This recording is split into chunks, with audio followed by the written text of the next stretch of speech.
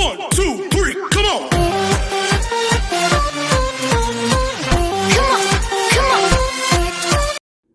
Hello beautiful people! Welcome back to my channel. This is your Mama Sam. Hola mga amigo, amiga, kumare at kumpare. Kamusta kayong lahat? Sana lahat po kayo ay okay at safe ngayong araw na ito. At syempre kung ako naman ang tatanungin nyo, nakikita naman ninyo ang beauty ng lola ninyo ngayon, fresh overload pa rin. Diba? Ganyan talaga kapag umiinom ka ng maraming vitamin C at saka syempre kumakain ka ng maraming hotdog. Dahil sa hotdog, naloloka ang beauty ng Mama Sam ninyo. So, yon. So, kamusta naman kayo mga amigo, amiga, kumare at kumpare? Isang magandang umaga ng Lunes sa atin lahat. At sana lahat kayo ay happy ngayong araw na to. So, ako, eto, syempre, papasok na naman tayo sa school.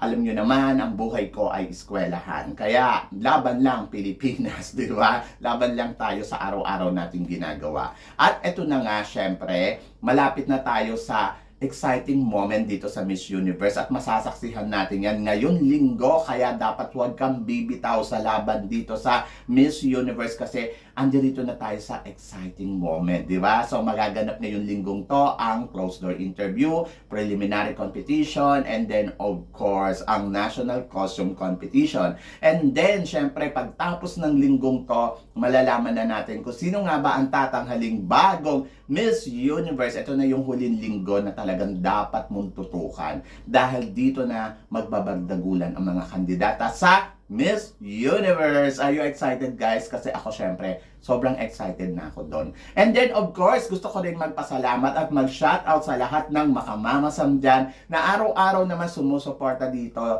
At maraming salamat guys sa pagmamahal at suporta na binibigay ninyo dito syempre sa channel ng Mama Sam Vlog. Thank you so much. And then of course, ngayong araw na to, sisiguraduhin ko magtataas ang kilay ninyo sa mga pachika natin na talaga naman pinaghandaan ko din ng bonggang-bongga para sa inyo. So yan. So guys, wag na nating patagalin. Mama Sam, noong 2021, Bakunawa ang ipinakita ni Beatrice Luigi Gomez sa entablado ng Miss Universe parang national costume. And then of course, nagdar na naman si Celeste Cortesi.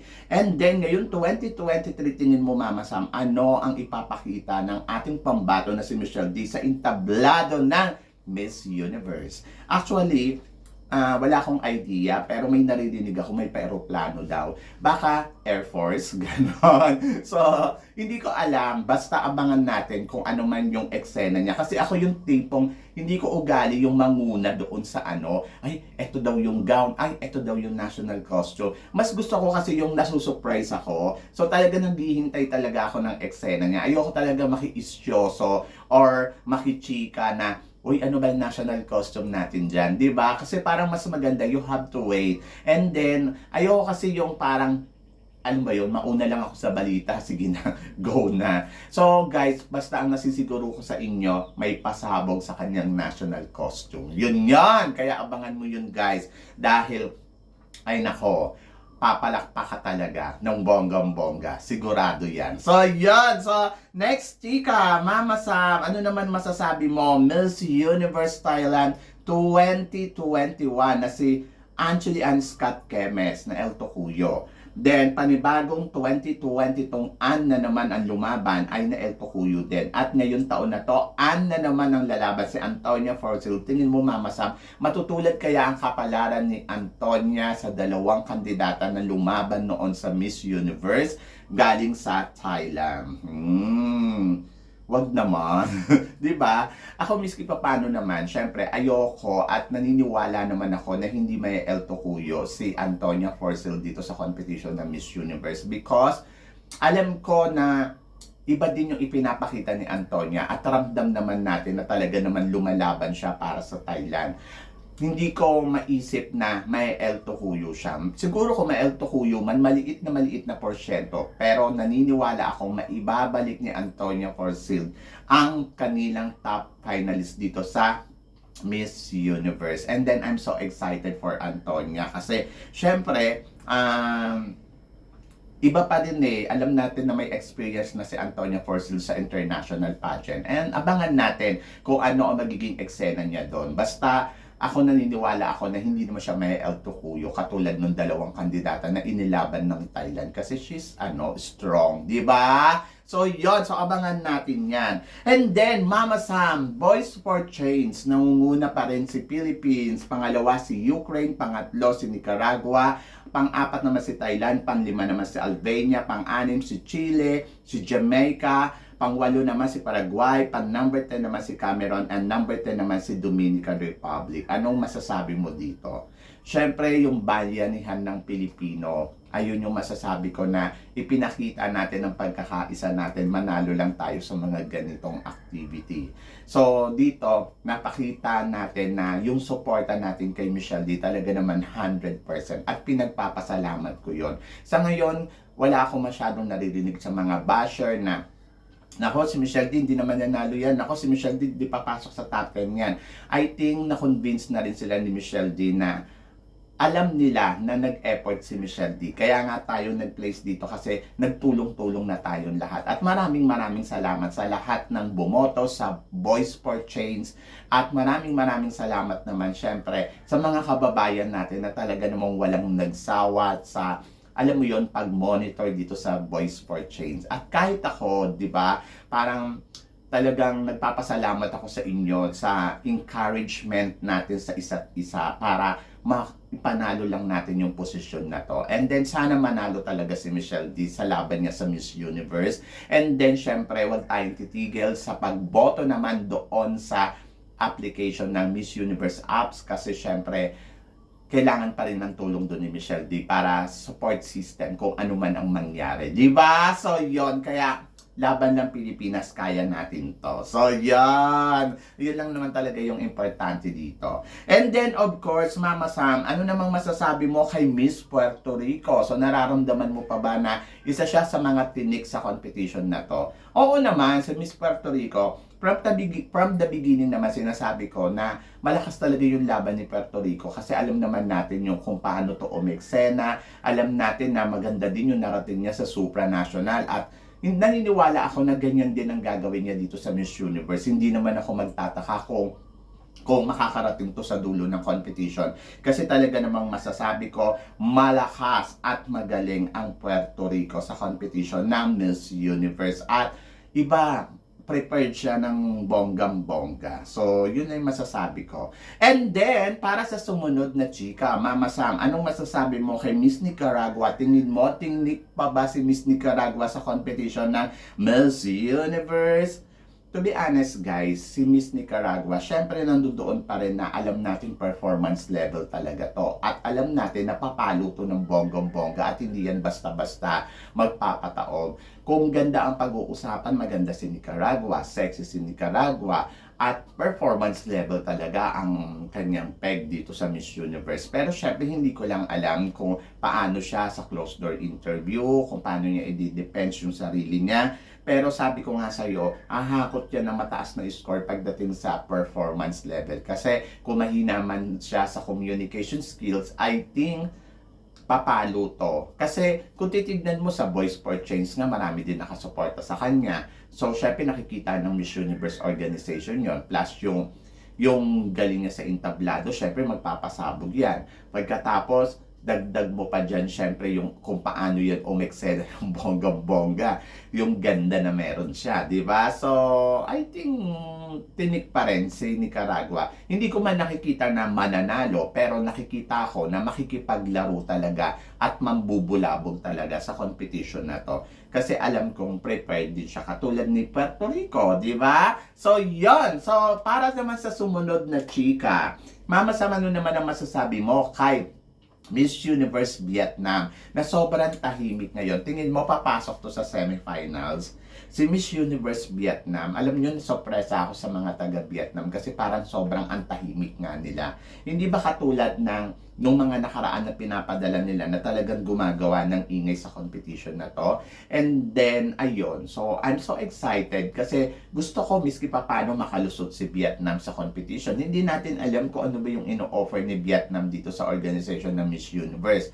But, ang tingin ko, medyo maliit na porsyento lang yung talagang makakalusot si Vietnam at maitatawid niya tong competition na to na para makapasok sa semifinal. Sobrang liit lang ng tsansa. Siguro kung pumasok man to, yun na talaga magugulat tayong lahat. But tulad nga ng sinabi ko, hindi natin kasi alam kung ano yung ipapakita niya dito sa competition. And then, sobrang tahimik niya. Pero hindi naman porkit na tahimik siya, ay ibig sabihin nun, wala nang laban.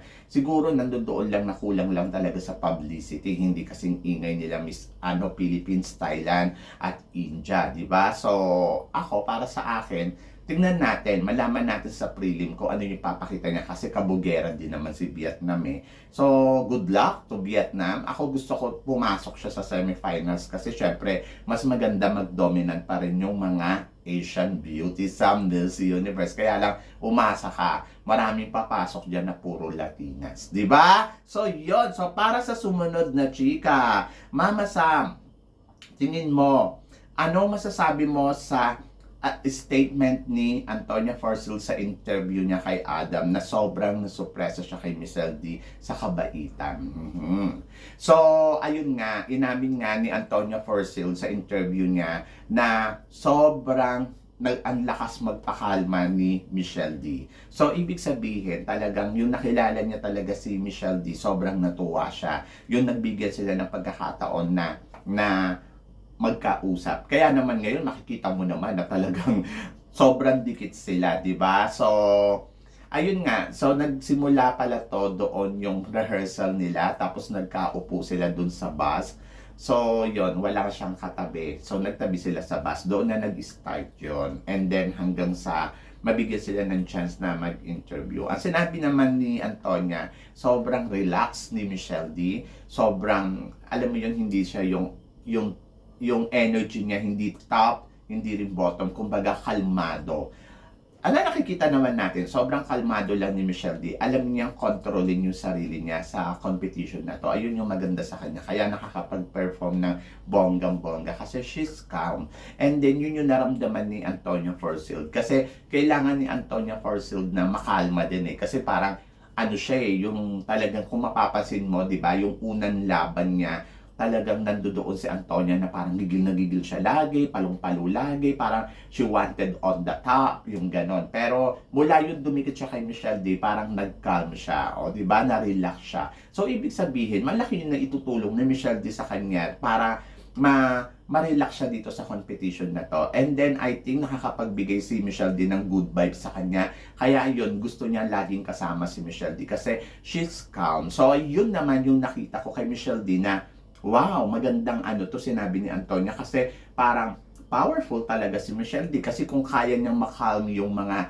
kasama niya, powerful. Kaya hindi rin ako magtataka kung bakit nagugustuhan siya ng ibang mga kandidata dito na kasama lagi. Kasi nga, kalmado nga si Michelle D. And then, pumasok sa utak ko na bakit naman ako magtataka, di ba nga, autism nga ang kanyang advocacy, autism awareness. So, nakakasalamuhan niya yung mga batang may autism. So, alam niya kung paano pakakalmahin. Plus, psychology kasi siya eh. So, alam niya kung paano kukontrolin yung emotion ng kasama niya para magkaroon ng ng kalmang mood lang, di ba? So, yun yung inamin ni Antonia Forcil na nakakalma talaga siya pag kasama niya si Michelle D kasi ang good vibes nga daw talaga ni Michelle D. So, ibig sabihin nito, pwede na talaga maging Miss Universe ang ating pambato. Charot! So, yan. So, ay nako, I'm so excited. At eto na ang sumunod na chika. Mama Sam, tingin mo, pang-5 corona na kaya ng Pilipinas si Michelle D sa ating bansa? To be honest, I'm so excited for Michelle D. Hindi ako kinakabahan. Marami na tayo mga kandidata na lumaban na, alam mo yung true Filipina beauty na talaga namang matutuwa ka kasi yung power nila nandoon. Nandiyan si Shamsi Supsup na nag-third runner-up, si Ariela Arida na nag-third runner-up di sa Russia, tapos si Maxine Medina na nag-top 6, and then of course si Catriona Gray, di ba? And then binigyan din tayo ng magandang performance ni Beatrice Luigi Gomez. At ito nga si Michelle D, iisa yung naramdaman natin. Yung lahat ng nakita natin kay Shamsi, kay Ariela, kay Maxine, kay Catriona, at saka kay kasama po pa si Pia, at saka si Beatrice. Ganon na ganon din yung naramdaman natin kay Michelle D. Yung pagiging kalmado niya sa competition. At in fairness, binigyan tayo ni Michelle D ng magandang laban dito sa Miss Universe. At naramdaman natin na hindi niya tayo binibigo sa competition na to from day 1 until to present. Na talagang nandoon. So, ipanalangin natin si Michelle D. Sama-sama tayong magdasal para kay Michelle D. Para sa laban niya dito. Kasi syempre, hindi pa papunta pa lang tayo dun sa exciting moment. Wala pa tayo dun sa top pageant talaga. So, magsisimula pa lang yan bukas. Sana ipanalangin natin na maging okay yung lahat at maging good vibes. Kasi dito napapasok yung pressure, dito napapasok yung matinding talagang competition ng mga kandidata. And I hope si Michelle D na maging okay siya hanggang sa dulo ng competition. Yung maibigay niya yung kalmadong momento, di ba? At saka, ayun nga, sana mag-align ang mga stars sa langit, di ba? So yun, ayun yung gusto ko lang. And then, of course, naniniwala ako kay Michelle D na kaya niya may uuwi ang corona sa atin. At kung ano man ang maging resulta nito, God, they will be done. Di ba? So, yun. So, laban lang tayo, Pilipinas. Kaya natin to. At magtiwala tayo sa pambato natin. Ipagdasal natin siya at suportahan ng bonggang-bongga sa competition na to. Kasi para magkaroon pa siya ng power. Lumabas yung power niya sa entablado ng Miss Universe at mamangha sa kanya ang mga hurado at magustuhan siya at siya ang ipanalo ng Miss Universe. So, yun lang. Sana lumabas yun lahat ng hinihiling natin at magtiwala tayo higit sa lahat sa itaas. Di ba? So, yun. So, guys, ano ang masasabi ninyo dito sa mga pinag-uusapan natin ngayon? So, please comment below para at least malaman ko naman kung ano naman ang chika mo sa mga tinatalakay natin. So, yun guys, maraming salamat. Syempre, sa inyo lahat, sa walang sawang suporta at pagmamahal ninyo dito sa channel ko. At sa mga hindi pa po nakaka-subscribe dyan, please don't forget to click like and subscribe my channel at i-click nyo na rin po ang notification bell para lagi kayong updated syempre sa aking mga chika. So yon, sabi ng ganon, always think positive para lagi kang good vibes. So yon, hanggang dito na lang guys, hanggang sa muli nating chikahan. See you tomorrow. Thank you guys.